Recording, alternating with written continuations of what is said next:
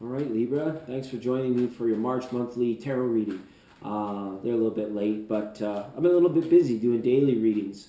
Please check out those daily readings if you want just like a little like 2-minute tarot reading. They're kind of fun, and I've been really enjoying doing this, feeling actually quite playful. But let's not make this about me. This is about you, Libra. All things fair, right? All those little things, right? What's up with that saying? It just popped in. All those little things. So as there could be like certain annoyances or certain moments, little things of appreciation. It's almost like those little candies, those little love heart candies with a special message on them. I feel like you get a sense of that getting passed around. So it's a vibrant time as well for you to be feeling.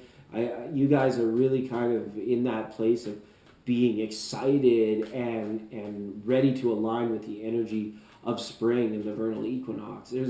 As this moon builds up to the full moon, I feel like the spirit inside will be bubbling up or building up in the same fashion. So keep an eye on that moon cycle for you this year. You'll really be able to get a sense and navigate how you are feeling based on how close we're getting and how we move right into this astrological new year. All right, Libra. Bottom of the deck, we've got the Knight of Wands up here for overall energy, right? So the Knight of Wands is a little bit detached, a little bit unfocused, and it might not be the worst thing. He actually might be in the right place in divine timing because he's notorious for that. He gets to where he's going on time because he is focused and while being detached. Like I just said, he's detached, but he's also focused.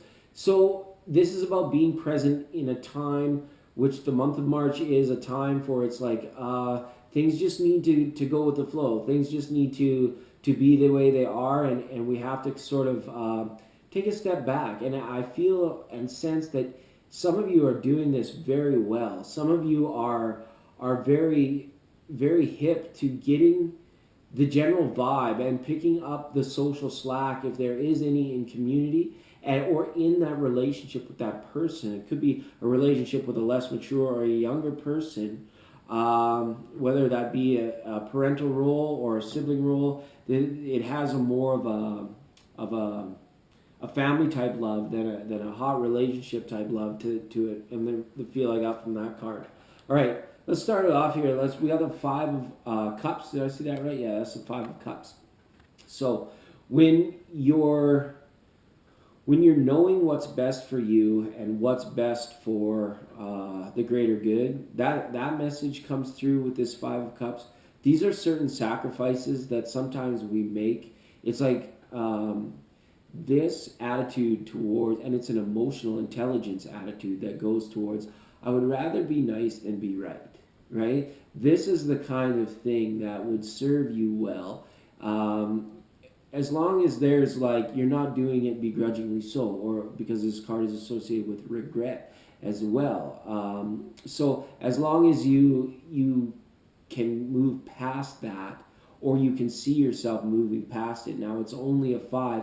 It could take some time for that energy to really pave itself over and to become smooth again. There might be rough, turbulent waters with somebody that you're remaining amicable with, or the relationship was, romantic in nature at one point in time. And these sorts of things that you could be dealing with, and it's kind of like not an overly communicative time. Although, if there is something you feel comfortable with that is getting you on the edge of your comfort bubble or your shell, so to speak, Libra, it's worth going with that flow. It's worth hanging out with that particular person, if that's what the kind of energy that's being presented to you. All right. Now we got Four of Swords, right? Some of you, I feel, still in this energy, but coming through it. Like I said, like that sort of looking forward to spring with anticipation has great alignment with the Four of Swords because you have time to rest, relax, work on issues of self and staying healthy, versus going out and accomplishing what you need to accomplish in the wider world, right? Inner sanctuary versus wider world is what the Four. And it's like kind of, the mind can be a bit divided. Oh, I'd rather be in bed, I'd rather be golfing, I'd rather be fishing, I'd rather be sewing, or whatever it might be, right? It's okay, and don't don't allow any kind of like guilty feelings or things like that creep in while you're doing it.